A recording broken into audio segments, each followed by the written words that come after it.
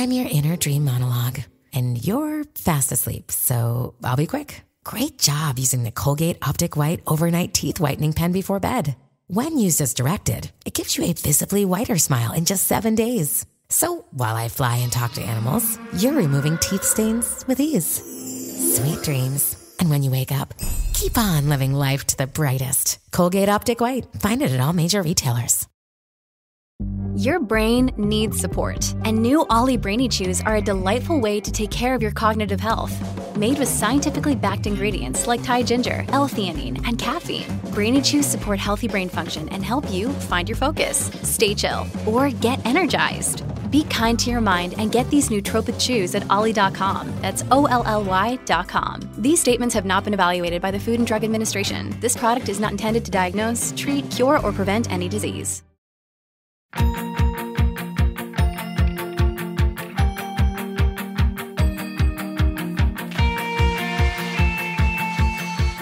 Welcome back to YA OK. I hope y'all are having a wonderful day. I didn't mean to rhyme, but we rhymed today. Hi, Eric. How are you? I am wonderful. How are you, Alyssa? I'm doing really well. We had such a good episode today, so I'm really excited for people to listen to this one. We have David Fenne, who is the author of Overemotional and Overthinking, and the third book in the trilogy, which is coming out in November, So Over This. And we talk about world building and emotions and heads exploding, and it's a great time. And just being British. He's British, Yeah, and I feel British. like as an American lady, we love that. I could listen to a British person speak for an hour and it doesn't actually matter what they're talking about. But lucky for you, what we talked about was wonderful. And he's so funny. He does like comedy and improv too. So we had a really nice time. I do think we should have focused a little more on accents, like all of us just doing whatever accents we could have done. Because that would have... let's have a special episode where it's just us trying to do different accents the whole time. I think we should start doing once a month. We can do an episode where we only speak in an accent. The only one I think I know how to do is British though. And I'm not confident in that. So I regret suggesting that idea immediately, and I would like to rescind my offer.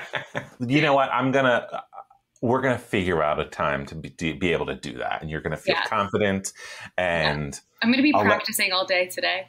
Maybe I'll let my Delco accent out. The one that I have sometimes, which I don't think anybody who's like in the UK has heard my Delco accent, which I like anybody who has never heard it. I like it when I finally get it to come out. And then all of a sudden just seeing their face go, what? Is she okay? When you drink, does it come out? No. Really? It's so well hidden because it's like both my mom and dad are from Delco. And I think my mom kind of worked very hard to make sure that we did not use neutralize the word wooder to neutralize the wooder. That's so crazy. Producer Matt said that if I go out tonight, I should try and convince a stranger that I'm from England. I'm going to like a happy hour with some friends. So maybe I'll try at the restaurant and see if I can convince someone that I'm British. Although none of my friends are going to be cool about it. They're all going to laugh and they're not going to, I don't know. Maybe like a girlie in the bathroom who, we're bonding as girls do when we go pee. I'll see if I can convince her. Yeah, exactly. I'll channel David. Girlie in the loo. Don't overthink it. See what I did there? Because it's the second book. It's the second book after Overemotional. I love that.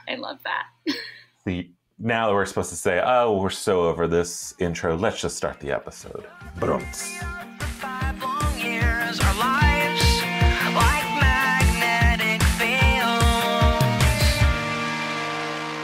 You are my universe. You are my universe. And I'm just a planet. I love having my Eric J. Brown books on my shelf, but I'm jealous of every single UK cover. The UK covers are so good. Why are they so different? Well, I find this absolutely fascinating. Every time I come to America, I'm like raiding Barnes and Noble to be like, oh my God, look how different this one is. Like Americans love illustrative covers with like people's faces on. And sometimes I like that. And sometimes I'm like, oh no, what are you doing? But then we're really bad for having like, Waterstones is our biggest bookshop over here, and like Waterstones covers where it's just like a bit of text and then like a leaf or like something just flowery, and I'm like, that looks shit. Stop doing that. Well, hi, David. It's wonderful to see you again. Hey, thanks for having me. How are you? Yes, thanks for being here. Good. And Alyssa, how are you doing? You're out in LA this week. I'm good. I'm on a bit of a bender right now. So, David, to give you background, I'm in a post-breakup bender, and it's been a journey. And for my UK ears, a bender is... how does one? That means like very different over here. That's like a slur for a gay person. I'm not doing that. It is. Oh my god! That's so wait, what are you in Pride Month? No. How dare you? No. It's like Wait, I think Pride Month is in July in the UK too, isn't it? Is it? Or is it still? No, it's June. Our LGBTQ History Month is your Black History Month, and our Black History Month is your LGBT. They swap them around for some reason. Oh. That feels like that's too coincidental to be like not purposefully planned that way. I don't know. It just they just try to frustrate us, and every trying. My husband works for Pokemon, and like trying to get all the American holidays and UK holidays to mesh. It's a whole mess. It's a mess. That's cool. Your husband works for Pokemon. That's cool. And I feel like I have to clarify, just because that is a slur, that a bender is just like just unhinged behavior. Like I've just gone out a lot and I'm tired. Oh my goodness. Okay. I'm trying to think of what the UK version of it is, but I also just found out, like I had the phrase tits to the wind. I didn't know it just meant drunk. I just thought it meant like you're just doing something with your whole chest. I was like, oh, I love that. So I'm glad I didn't say that. I've never heard of that. That would be a very old thing, but I think tits to the wind sounds great. But I do think it sounds like you're like doing something with your whole chest. I feel like I think we can rebrand tits to the wind. I think we can rebrand that as a group. That's well. You know what? That's what you're doing. You're doing full on tits to the wind. I am fully tits to the wind right now. I really am. It's been a journey. But David, I'm so happy that you could come on the pod, especially with time differences and stuff. I appreciate all of us figuring this out. Really, like Matt and Eric figuring that out. I feel like you guys were the grown-ups in all of this, and I was like, I'll be there. Yeah, you just kind of like upvoted, like liked all of the responses. You're just like, okay, yeah, I'm cool with that. Yeah. David, tell us about your debut Overemotional and the sequel Overthinking. So Overemotional and Overthinking, and then the third one, which is out this November, So Over This. It is a queer YA urban fantasy trilogy about a guy with emotion-based powers. So but they kind of work the wrong way around. So when he feels happy, like terrible things happen, and vice versa. And there's lots of like little nuances of different emotions. But basically, he kisses a boy for the first time and makes that guy's head explode. Makes that guy's head makes that guy. Is that good English? Makes that guy's head explode. Yeah, that I'm is. not going to correct you. I'll tell you that. Yeah. What was that said? Basically, he makes the other guy, his head explodes, which as queer people, very relatable content. So he like runs away to the most miserable town in the UK to try and like get away and keep everyone safe from his powers. And in pursuit are his best friend and a mysterious government agency called Dima. And it's super funny, super gay, super British. Lots of like fun transatlantic humor. I've got an American character, Troy, in there who is a big fish out of water. It's kind of a reversal of me because I studied in Syracuse, New York for a little bit. So I kind of like flipped that a little bit. The sequel, Overthinking, the gang go to London for university, and things get messy quickly as they do at university. That's how it should be. It should be. I love that his powers are tied to his emotions, but also it's like the worst possible thing. It's like no matter what, if you're happy, it's like, okay, well, here's this awful thing that's going to destroy your life right now. Oh, God, yeah. I think it's very roller coaster. Yeah, I think it's appropriate, especially for YA, because like when you are writing YA, everything, all the like emotions are supposed to be heightened. Like it's that moment of like everything is life or death, but now it literally is your emotions are life or death, which brilliant. And brilliant. It's kind of like a very, very soft metaphor. Like it's like a meta 3 for the kind of like queer UK, like the queer young person experience as well, like having these emotions that you're trying to like suppress and not think about. And like he talks a lot about when he can't control them, about like thinking of white and shutting himself down. And it's kind of, you know, a little bit of semi-autobiographical elements. That's a little seasoning. I'm doing this sort of seasoning action, which I now realize for a podcast is not great. So. We'll put this one on our socials so we can see you doing it. Just me doing this. Anyone's familiar with Salt Bay? That's kind of what we're doing right now. Yeah. Some might say I am the Salt Bay of Southeast London. I would say so. You should put that in your bio, actually, at the end of the book. Well, again, this is an audio medium. People have no idea what I look like That's true. until they check my Instagram and they're like, no. I mean, I think that you look pretty like British, and so I feel like you could be the British Salt Bay. I don't know how to take that because American perception of British people are like American. I feel like Americans, like if you have a British accent, Americans are honestly tits to the wind. We're like all about it. Yeah, I did. We'll climb a British man like a tree. We don't care. Yes. When I was over here for college, I definitely experienced that when people were like, oh my God, your accent. And I was like, I sound awful. What are you talking about? I hate my voice. Like what is your accent like? What? Because I only learned recently how vastly different all of UK accents are. I used to think it was like basically Scottish, Welsh, and then pretty much an all-encompassing of like London area, which was like just South London, UK, just all of that. Yeah, and then I think there was like an Essex accent that I like would pick up on. Yeah. No, I don't think Americans are as exposed to our regional accents. I mean, like, obviously you guys have, like, these weird, like, Midwestern accents that maybe we don't hear as much. Yeah, there are, like, millions of UK accents, and it's all, like, tiny towns that are right next to each other and have historically hated each other, and they sound completely different. My accent, I have quite an RP accent, which is received pronunciation, which is the Queen's English, or the King's English, I guess now. But my parents are from London, so occasionally I have a little London twang. My dad's like a proper Cockney, so he talks like that. Oh my God. And then where I grew up is on the south coast in a very rural town, which is, the county is called Dorset, but Americans never heard of that. And they all kind of talk like that, where it's a bit more farmer, like ooh-are. So that's kind of a West Country southern accent.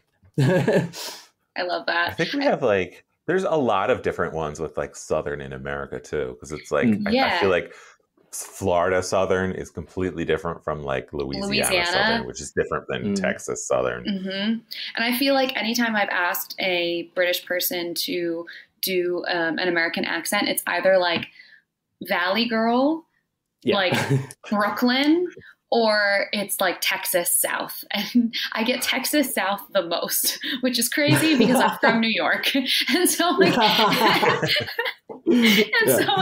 have never sounded like that in my life, but I'm here for it. I like the attempt. And if I'm being honest, if I attempted literally any iteration of a British accent, I would be barred from entering the country. So I'm fine. David, what's your American accent? How does it sound?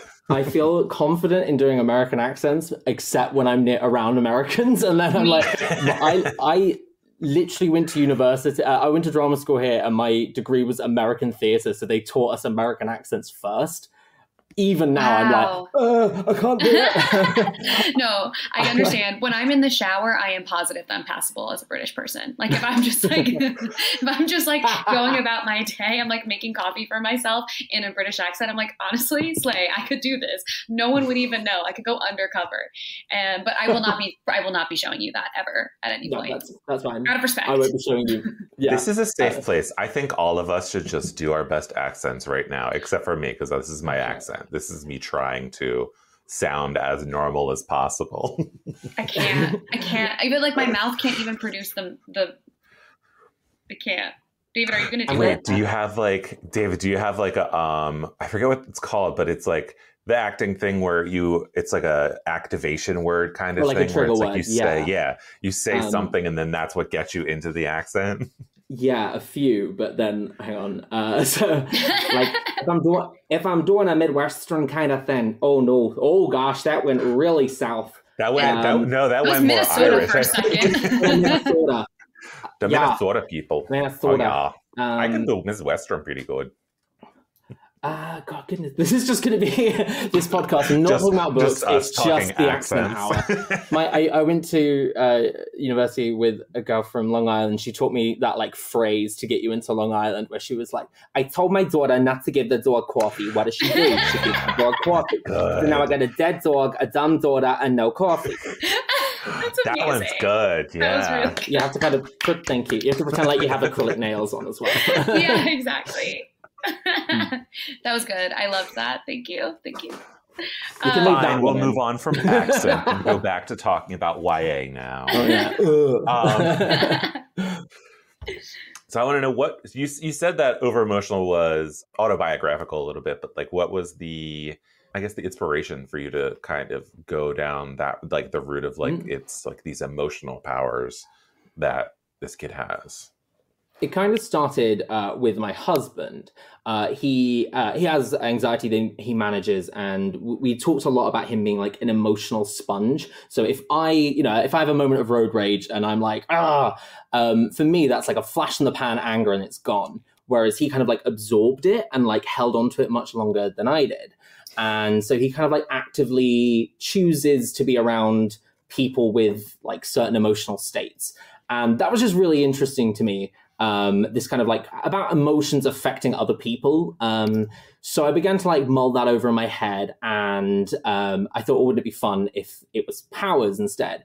And I originally had the idea like, when he's happy, good things, when he's sad, bad things, blah, blah, blah.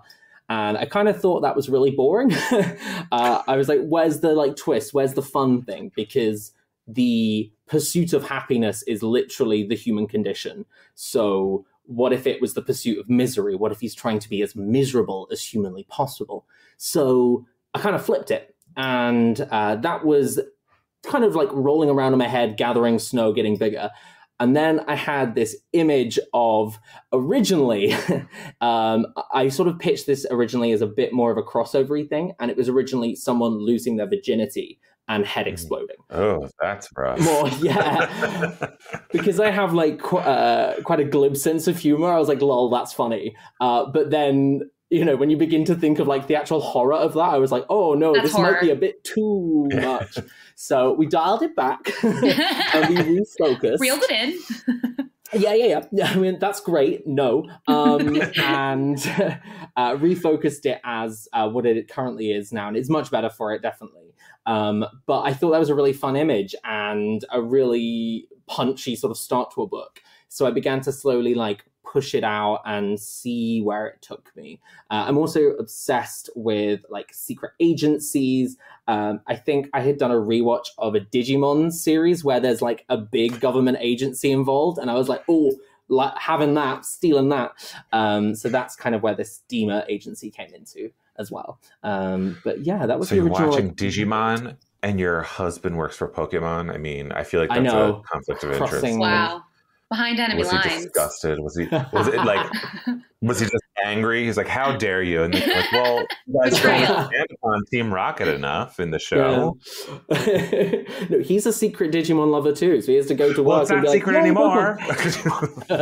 It's competitor research. It's fine. Yeah, there we go. It's competitor research. Exactly. I'm so interested in how you wrote a story where like people's heads were literally exploding and still made it like light. Like how do you go about doing that? Because when like hearing that and even just like reading kind of like how that's part of the whole, like kissing someone and their head exploding is, yeah. I would, if it were me who did that, I would never recover. Like sometimes I get sad thinking about like how, I don't know, really anything related to any person that's even a little bit upsetting, I'm crying. So yeah. How did you manage to make that like light enough to still be like fun and like be carried through story instead of being like, well, now we have to tell their parents and it's going to destroy their family? Yeah. A little bit of that. I think it neatly kind of two competing things. One is like that British sense of humor of everything is awful and everyone I know just died, but great, stiff upper lip, you know. And I think that unhealthy British stoicism of like, when I was living out there, my friends and I had this theory that we just have about half the amount of emotions that our fellow like... Because all these American kids would be like, I feel like, and every sentence would start with, I feel like. And I would always start a sentence with, I think. And we were just like, everyone's so emotional here. But that's so interesting. So yeah, I think there's a little bit of that. But so I think I'm an improv comedian. So my sort of sense of humor is, like, comes through in everything I write. And also like a little bit dark as well. So I think I can just about spin it. I think if this was like an American YA, I think it might be a bit too horrific to kind of, because you would really get into the emotions. I mean, you do, obviously, but I think British people are wonderful at stuffing everything down. Yay. That's so funny. That's also so interesting, that I think versus I feel. I never thought about that. Like how often now I'm gonna be, not to use the title of the book, but I'm going to be overthinking that for the rest of the day. Yeah. I'm so sorry. I've ruined your language. I'm so sorry. Well, I feel like I'm just going to be over emotional then. Hey, to speak your truth. That's like, I think that's one of the things that is like comes up in my own writing too, where I'll get notes from my editor where it's like, okay, but what is this person feeling? And I'm like, what do you mean, what are they feeling? I just told you everything they're doing. That should tell you what they're feeling, right? Right.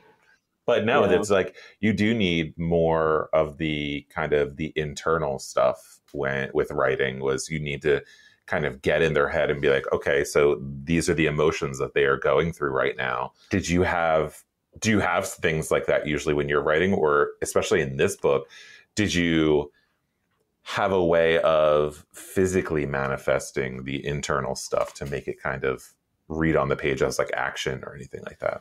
Yeah, similar to you, I write in first person, Overemotional and Overthinking, both like multi-POV, continuous first person. So it's a lot in the character's head, but I get what you mean. Like sometimes you're like, what's written on the page is their thoughts, but not necessarily what they're feeling.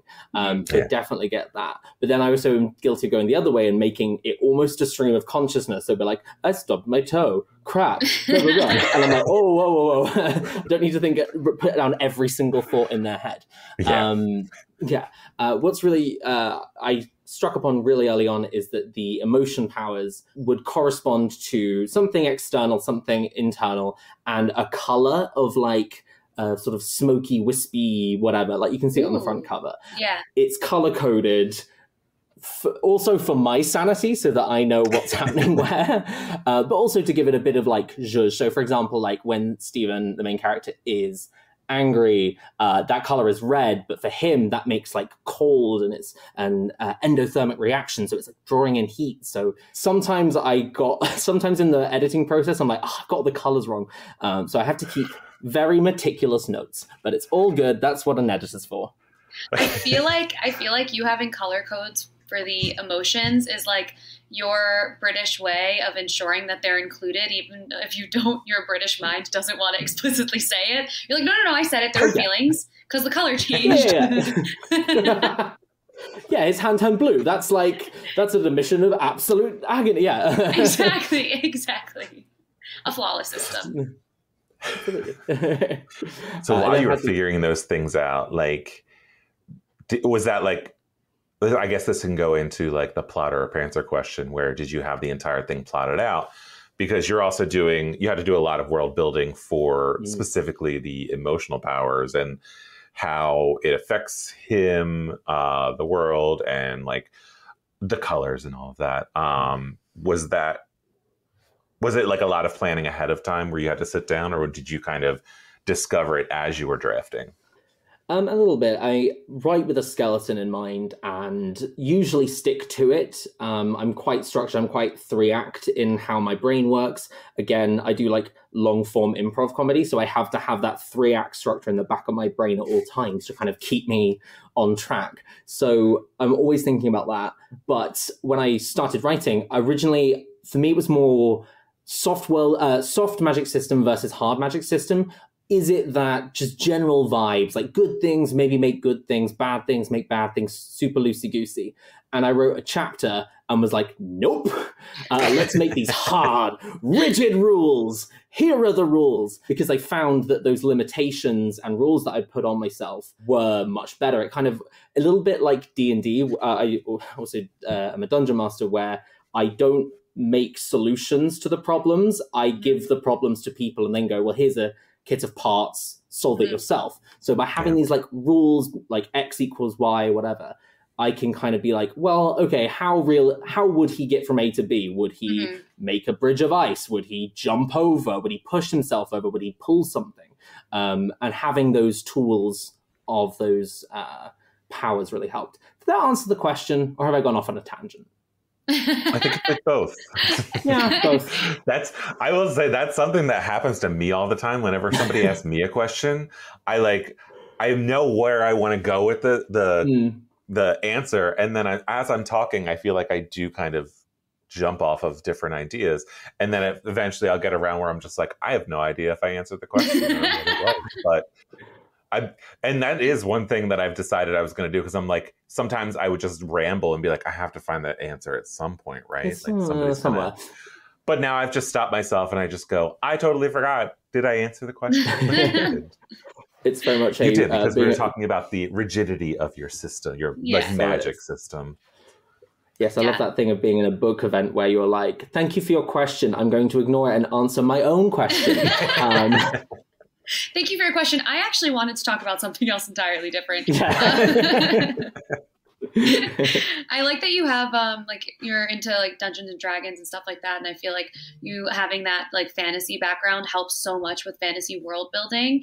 And like, are there any other things that you like that are fantasy adjacent or in the fantasy world that you feel like helped create this whole world and this like magic system? I was very partially inspired when I knew I wanted to make it more rigid rules. I was partially inspired by the Final Empire series by Brandon Sanderson, and like each metal corresponds to a different action, or like, I think it's like burn iron to pull something or whatever it is. And I really liked that as a set of rules. So I pinched that ever so slightly and repurposed it for my own. A lot of my world building actually came from using improv, weirdly. So a lot of the times when I would get into a real roadblock of like, where do I go with this? Where do I go with that? I would use kind of like the central tenets of my improvisation to kind of feel out, like ask if this is true, what else is true, if this is true, why is it true? And kind of like propel me through the world building that way. And it all kind of naturally built out. I don't think I used any other like techniques or anything that's that's a really interesting question. That was a wonderful question, and I don't know if I can answer it. The only reason I'm asking, like, what made me think about that is like I recently have gotten into fantasy, even like I'm just starting to read The Hobbit. Like I didn't really like. My brother really liked Lord of the Rings, so like I watched them like forever and ever ago because I just wanted to like whatever he liked because he's my big brother. And now I've watched it again, and like I'm in like such a headspace where like all I can think about is like Lord of the Rings things. So I was like, well, now I need to read the whole series. One of the things that separates for me good fantasy series from others is when the world building is so like immersive and like airtight that like, and obviously this is YA, so it's not like adult fantasy like, Lord of the Rings level world building. I mean, maybe it is, but I assume it's more about like the humanity in it than it is like focusing on the world building. But I think that being able to do, like, I'm not naturally that creative of a person. So for people to be able to do that, like, even like it's like cursed now, but like Harry Potter, like having J.K. Rowling, even though she sucks, having her do create this world, like, and like we were reading those books as kids.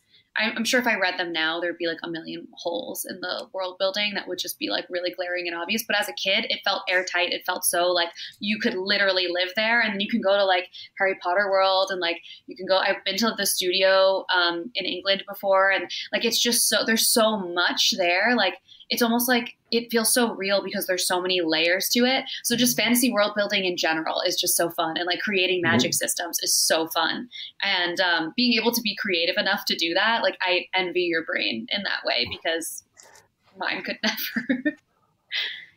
I think I wanted to write urban fantasy specifically. So this kind of takes place in our world, but the emotion powers kind of exist around it. Yeah. So part of the challenge is how is it obfuscated? How do this government agency suppress it so it doesn't get out? Who knows about it? All of these questions are really fun to answer, and all of the kind of like narrative skirting around the truth you can do is really fun. And I knew I was going to take him to the worst place in the UK, but I didn't want to name anywhere because I still have to go on book tours and sign books. I can't be like, hey, your town sucks, and I named the worst shithole town. But I made it take place here. So I made up a town called Grunsby-on-Sea, which is like the worst town. But even then, creating that. And it being kind of like almost stuck in the 60s. And I'm from the South Coast where, you know, a lot of the British seaside was once like spectacular, but now is kind of crap. You know, if anyone's been to like Bournemouth Beach these days or wherever, Blackpool, you'll know that it's not really the same thing because people can go abroad and, you know, go on vacation wherever. I wanted to kind of put that in, that kind of feeling of a bit run down, it was once great. And then, I mean, there's like an in-universe reason why the town is so crap. You'll have to read the book to find out. But that was fun to kind of tie in both the this fictional town to the magic in the world building, or powers, I should say. Yeah, that's so cool. And being able doing it in real world settings is so cool.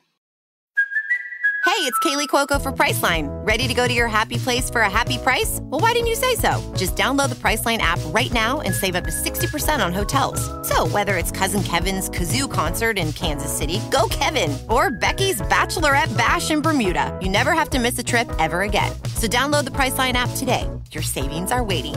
Go to your happy place for a happy price. Go to your happy price, Priceline.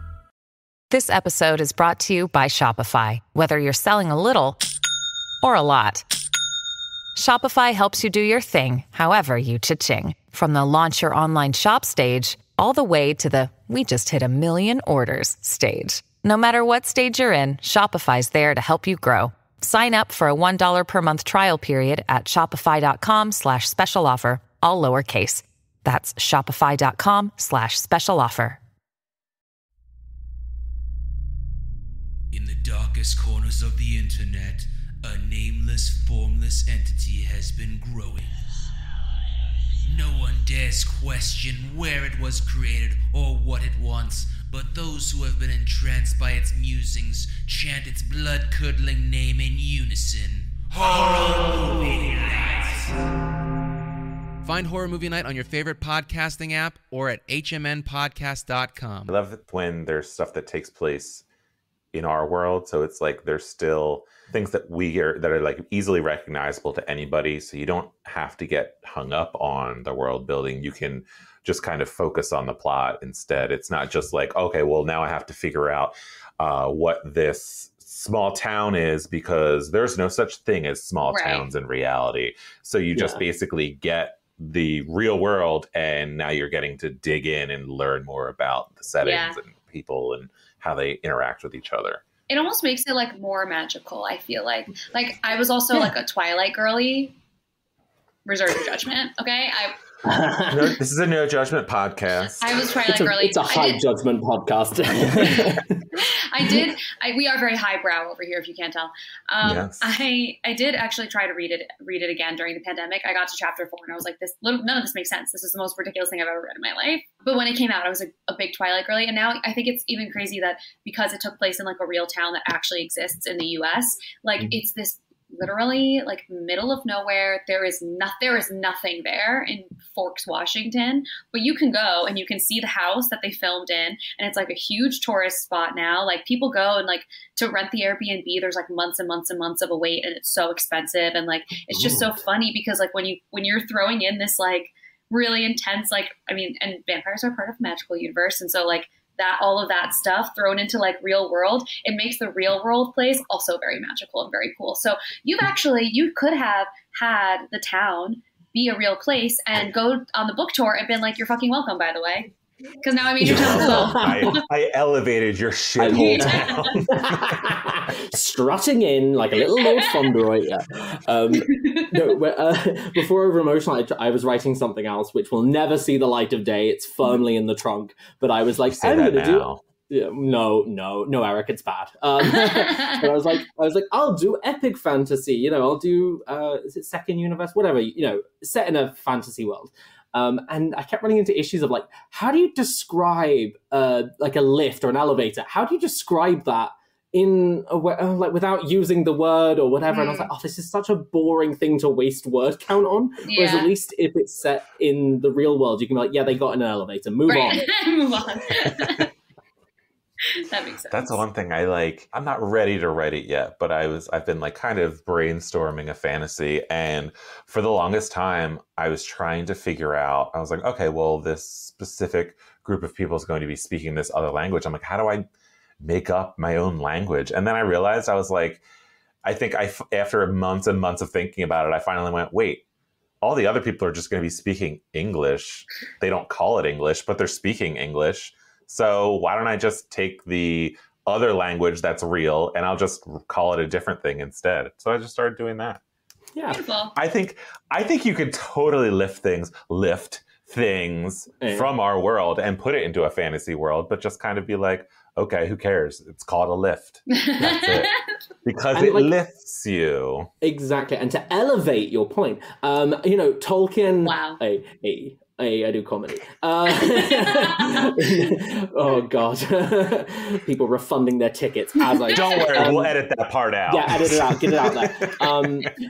No, but like Tolkien only made up these languages because he was a linguist and he was obsessed with language. And in fact, he's cheating. He had to write. He was like, I want to make up languages. And they were like, okay, we'll write a book about it. And he's like, oh, if I have to. So like, you kind of don't need to do that if you don't want to. Yeah. It's your book. Do what you want. It's like and I was thinking about like how to explain certain things that like the root word maybe wouldn't be invented yet. And I was just like, honestly, I'll screw it. I don't care that much.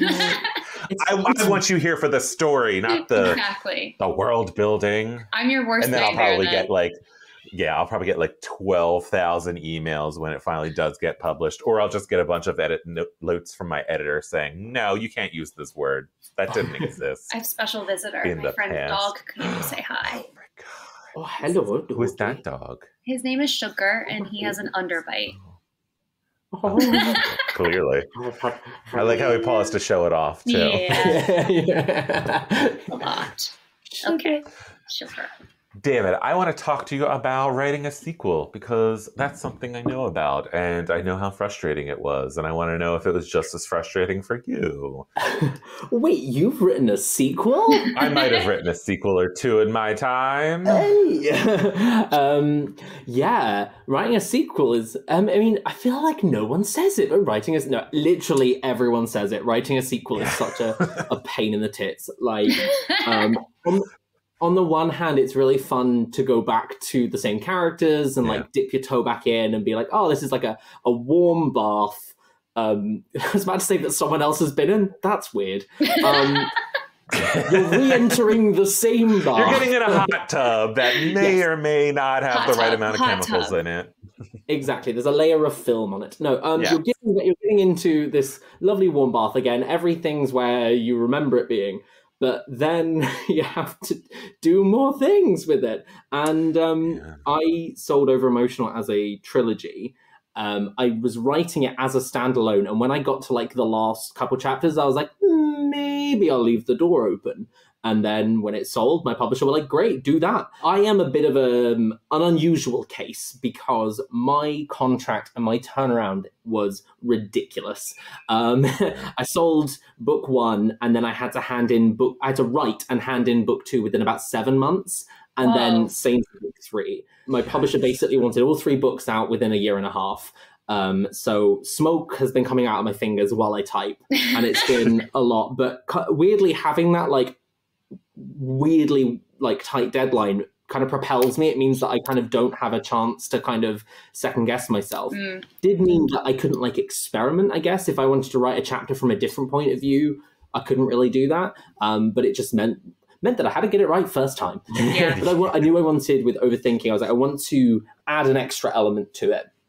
I didn't want it just to be a vague continuation of the first one. I wanted it to feel like there was new elements to it, and I knew I wanted them to be at university. So there was another set of powers introduced in book 2. If you look at the title, you might be able to kind of guess what they might be. Yes, the first one really deals with emomancy, and the second one has little elements of another power system creeping through. And hopefully it is, it's a little bit of a twist. I think people will work it out by the time they get to it, but there is enough of a ooh, that was unexpected. And that's fun. And then book 3, book 2 I sold with a very detailed synopsis of I know roughly where this is going. Book 3 was 3 lines. I was like, yeah, then they do this. I'll figure it out.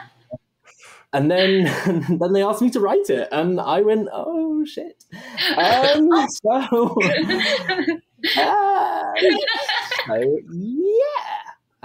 just had to get on and write it, I have. If people have finished... So did you write out the 3rd book outline at some point before starting writing it, or did you basically finish the 2nd book and all right, well, I have to dive in, let's just figure this out? I think my publisher had asked me. They were like, can we know where the series is going? And I was like, yeah, maybe. So I did have to write one about... It was the last 2 months of Overthinking's writing process. I did write out one, but I kind of didn't know the exact note book 2 would end on. And if people have finished book 2, and people have, and then they've been tweeting at me, I'm sorry, ends on a bit of a cliffhanger. And during the writing of the synopsis of book 2, I was like, oh, I could do this really fun thing. It would completely smash everything to pieces, but it'd be fun. And I was like, no, I shouldn't. And then I did it. And then book 3, I was like, why did I smash this thing? Oh, God. Now you're just looking at all of this mess and you're like, who did this? Oh, God, yeah. Bull went into the china shop, left, and then I was like, cool, I've got some Gorilla Glue, let's get going. But I think that's kind of, that is literally the 3-act structure. Book 2, a second act should end with everything going wrong. But yeah, book 3, I wasn't really sure where I was going, but I had a big chunk of it where it was all kind of set in the same place. I was like, I'll figure it out. And I did, hopefully. So because of your tight turnaround then, you basically... Was there anything that... You don't have to give us specific examples, but was there anything where you're you kind of wrote something, you're like, oh man, I really wish that I've had the ability to do this. Maybe when you're writing the 3rd book, when you're like, oh, I wish I could have included something like this earlier, but then you decided not to. One good thing about it being such a tight turnaround was that by the time I got my copy edits for book 2, I was already midway through book 3. So it meant that I was able to be like, let's add a little line in here. Yeah, that's because good. As much as authors like to think they have everything planned out like some Machiavellian mastermind, no, they don't. They're like, wouldn't it be fun if this happened? Crap, that's already published, I can't put it in. So yeah, there was a few bits that I was able to slip in. For me, there was an aspect of book 2 that I wanted a few more eyes on. Again, if you've read the book, but there's a delicate kind of balance in a relationship that I wanted a little more. I just wanted people to check it over and make sure I landed on the right side of things. And because of the turnaround, we couldn't get as much sensitivity read and things like that. I think I landed it, and most people who've read it have been like, that was good, cool. That was my only apprehension. Thankfully, book 2's been very well received, so But that was my biggest sort of sort of shock from book one, was just people actually read your stuff and people have opinions. Yeah. And, oh my God. And very strong opinions too. The internet is a crazy place. And that is like one of the things that writing for teens, you want to make sure that you're doing right by the people reading your books. And it is nerve-wracking to be like, okay, well, it's like you can approach it with the best intentions, but your subconscious is not, like, everybody has subconscious biases, and you may not even pick up on it. And it's like, thank God for other people reading our books beforehand. And there are sensitivity readers that you can hire that I think I had 4 for The Only Light Left Burning. Wow. And it was because and I will say, anytime I've gotten sensitivity notes from people, I've never gotten one that's like, oh, this is all clear, you're good. Yeah. You can publish this without being worried. It's very much like, here's anything that people could possibly be upset by, and you need to pick out what you think you can do to change it, because it's like sometimes you can't change everything, and there's going to be things that you just have to approach it with the most kind of acknowledgement that there are other people that are experiencing different things. And I think that's the only way you can do it. I remember I think I've told this story like so many times about, like, I had a sensitivity reader on All That's Left in the World where they just were flagging any kind of like language that might be insulting. And one of the words was moron. And I was like, well, who is that going to be insulting to? Like, and so they sent me this website that was basically every word that is considered offensive, and then like where it comes from and everything, and like the history of it. And there's so many words in our history that you don't even realize.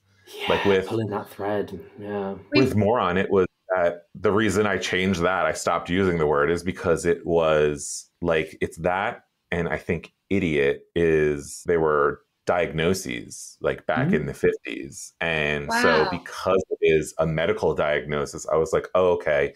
It's not just like some kid flippantly saying somebody is stupid. It was also a medical diagnosis, but the word has changed so much. So, and I was like, you know what? I will cut that out. And I was like, what else can I use instead? And they offered me dipshit.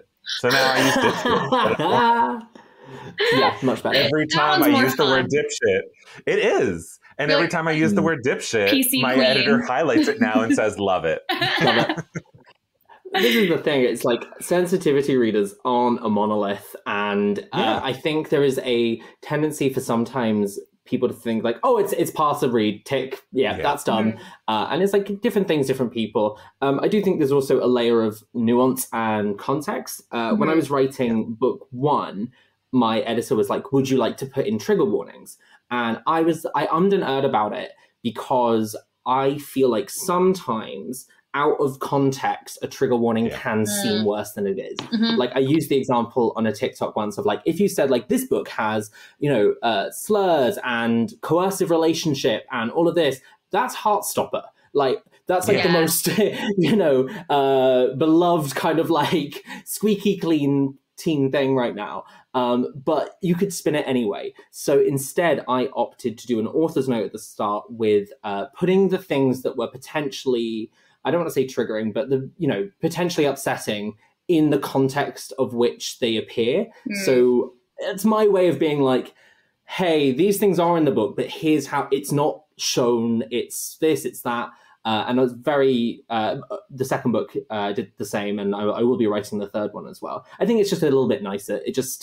It helps to stop that immediate, like, oh my God, this book is awful, when it might be a lot more nuanced than that. Yeah. And I think it's also like, sometimes it's important to, like, trigger warnings are interesting because they're important so that people obviously are not feeling like, emotionally triggered and destroyed by something that like they were hoping to be entertained by. But I think there's also something to be said for like experiencing those things in the safety of a story that's not yours, and being able to like use that as a processing tool. So like doing it, I think in like the author's note way too is really like special and beneficial, because then the context allows for people to be like, that's something I can process with if they feel like they have to do that. Yeah, exactly. Rather than just being sprung on them.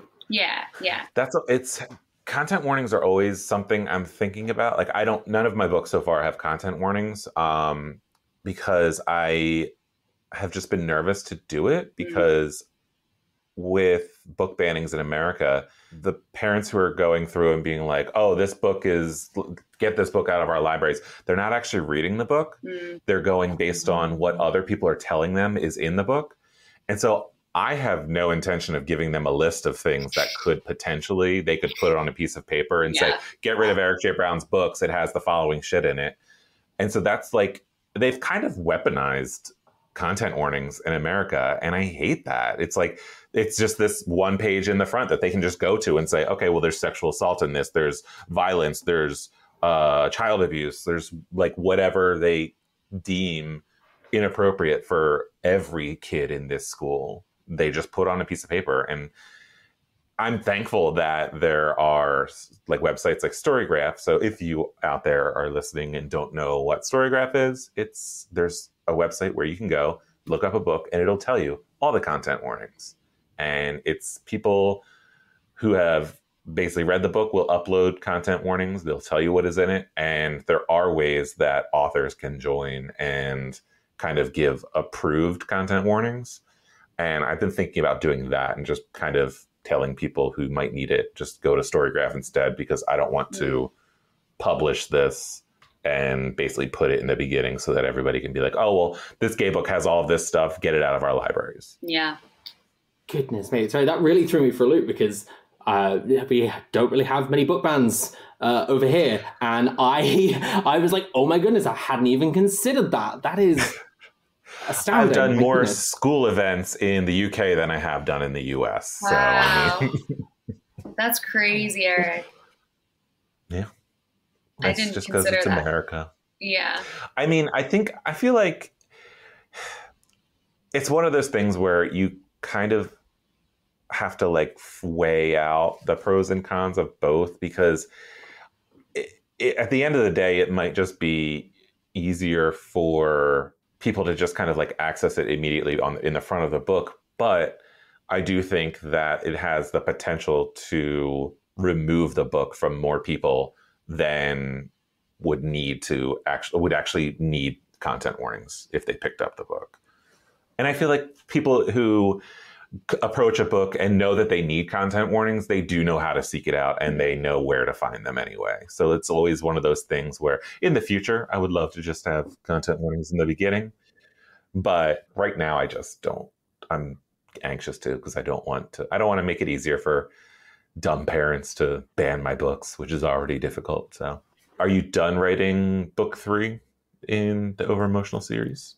I am indeed, yes. I've actually just got my copy edits. It is a race to the finish line. I've got to get them back by the end of June. Yeah, the end of June. So we have a couple weeks. Very quick, very, very quick turnaround. But yeah, it's out in November, so they're trying to like get it to print. But all good copy edits.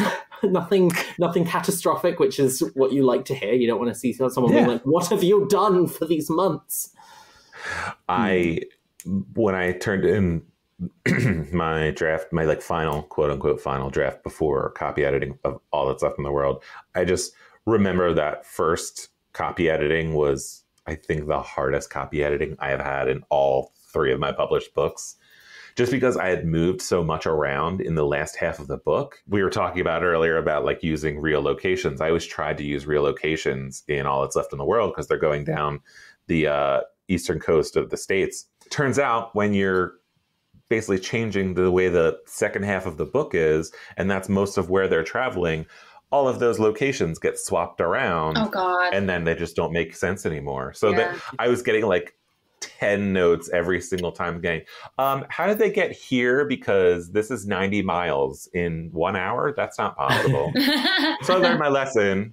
With the sequel, I just made up every single town. So I did love in the UK, I don't know if it's in the US edition, in the UK edition of your first book, there's that map of the, and I'm like, that's great, because as a Brit, I have no idea where anything is. I mean, I roughly know where the states are, but... They didn't do it in the second one, so hopefully everybody can figure that one out okay. I think it just totally slipped everybody's mind, where they were like, oh no, we didn't do this.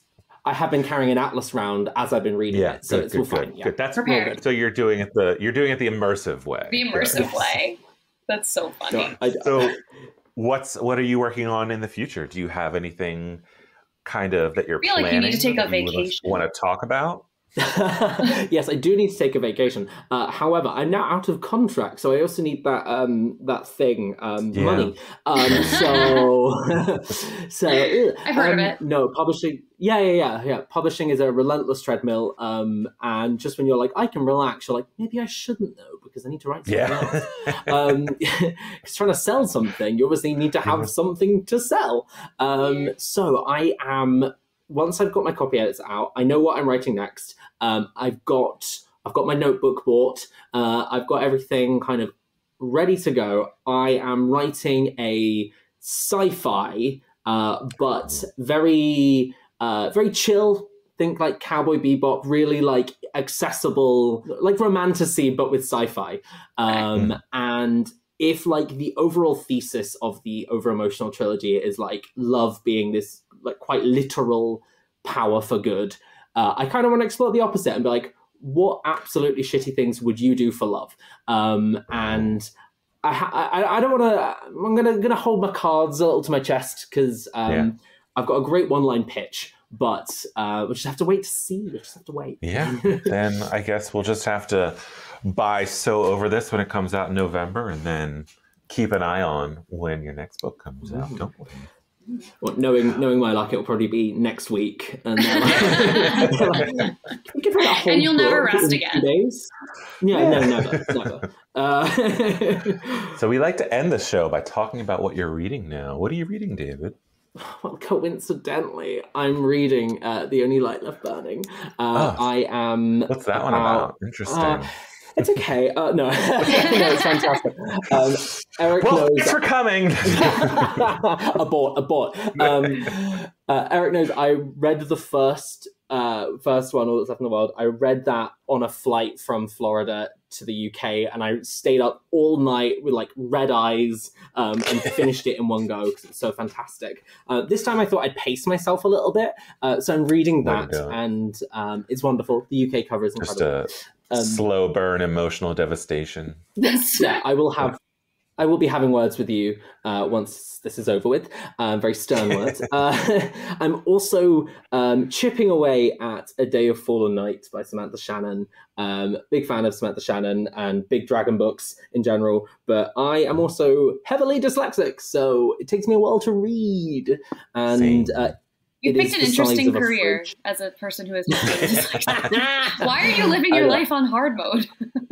I have no idea. I send my books to my editors and I'm like, I think I've got all the spellings right. Good luck. Not my job. That's what editors are for. Right. I do have a couple of copy edits that are like, this sentence just ended. And I'm like, oh, I finished it in my head, but not on the page. Great. So yeah, I'm reading A Day of Fallen Night, slowly going my way through that. Samantha Shannon is also a friend of my husband and I, so need to read it. It's wonderful. Yeah, that's what I'm reading. Wonderful. Well, David, thank you so much for coming on our show. We'll make sure we have you back again to talk about your secret new project and also So Over This, which is available in November. And to fill your time now, you can read Overemotional and Overthinking, which are both available. Thank you so much for having me. This has been wonderful. Thank you, David. Thank you. When she asked me how far we can take it, I tell her we can take it across the entire universe. You are my universe, I'm just a friend. And that is our episode. Alyssa, what are you reading this week? I am reading, well, actually kind of nothing. I finished a book on the plane, and I downloaded The Hobbit on my Kindle. When I go like when I travel, I bring a book that I don't mind leaving somewhere because I usually finish it on the plane and then I just leave it in the airport somewhere as a fun surprise for somebody. And I have your book waiting at my house right now. So I'm like, I don't know if I should start The Hobbit or if I should wait. We'll see. Kind of nothing right now. I read The Hobbit for the first time ever a few years ago. And honestly, I was really surprised at how much I enjoyed it. Really? Because I'm not like a big fantasy person, but The Hobbit is very accessible. I think that's why they usually like start with kids reading that before Lord of the Rings, because Lord of the Rings is heavy stuff. Like there's a lot of shit in there. The Hobbit is much simpler, but like in a good way. Like I think I just really enjoyed it. And then I made the mistake of then trying to watch the first 2 movies in the trilogy. And after the first movie, I was like, yeah, this doesn't need to be 3 movies. I gave up. I'm good I was on like, this, actually. What are you reading right now, Eric? Right now, I am reading Stephen King's new book of short stories. It's called You Like It Darker. And so far, they have all been pretty dark endings. But I kind of wanted to read something that I could put down if I had to, because there's a lot of books that I want to read. So I just kind of wanted to start reading little short stories, see how far I get. And like, if there's one that kind of pulls me out of wanting to finish the book, I'm just going to like put it aside and jump into something else. Because that's the nice thing about short story books. Yeah. That's so nice. I love short story books. Sometimes I just like want to connect with them. And honestly, Stephen King's a great short story writer. So see, that's so interesting, because part of what overwhelms me about Stephen King and why I haven't read a ton of him is because his books are often so long. There are ones that are shorter, but like they're so long. So I didn't really even know that he had short stories like that. So maybe that's where I should start. Yeah, I would start with, and if you're like kind of nervous about horror stuff, Different Seasons is probably his most accessible because they're more novellas. And that's what Stand By Me is based on, a short story or a novella from that one called The Body.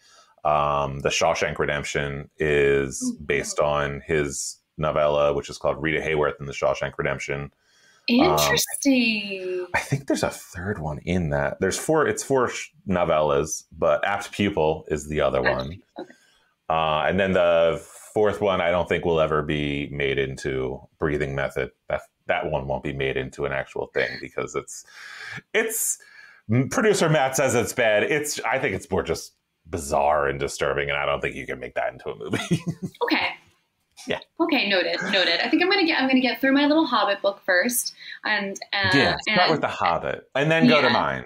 Yes, and then I'll be reading yours when I'm home. I will say, you know what? If you're going to read a Stephen King, if you are a listener to listening to this right now and you have never read Stephen King, I tell everybody his best book is probably my second favorite book of his, because nostalgia and all that stuff. Because my favorite book of his is The Shining, but his best book. The best book he has ever written is 11/22/63. It is really. That is one that it's like 800 pages. Thickum. It is, I think, one of his most emotional stories, and it's also one of his most exciting and interesting. It's about this guy who goes back in time to stop the JFK assassination. Oh, okay. Yeah. Did they make a movie or something? They made a miniseries with James Franco, and it was... Yeah. Not good. It's one of those miniseries where, like, every time they make a decision that's different from the book, you're like, why did you do that? But it was perfect. Why did we do that? Yeah. It's like, I know you have to make changes for adaptations, but it's like, okay, why'd you make that one though? Because that was not a good one. That's so unfortunate. Always read the book before But the book is always there for you, so just like they should be. If you have a bad adaptation, just enjoy the book all the time. I'm gonna put it on my Goodreads right now. Yeah. And if but anyways, out there, put it on yours too. Yeah, exactly. Don't forget to follow us on Instagram. We are YAOK Podcast. And let us know what you're reading. And let us know.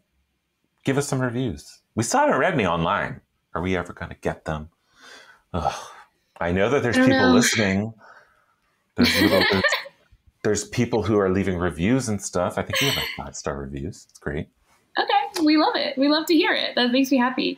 So I mean, leave us a review. Maybe we'll read it if it's fun, and tell us what you're reading in your review. Yes. And we'll catch you next time. Bye. Bye.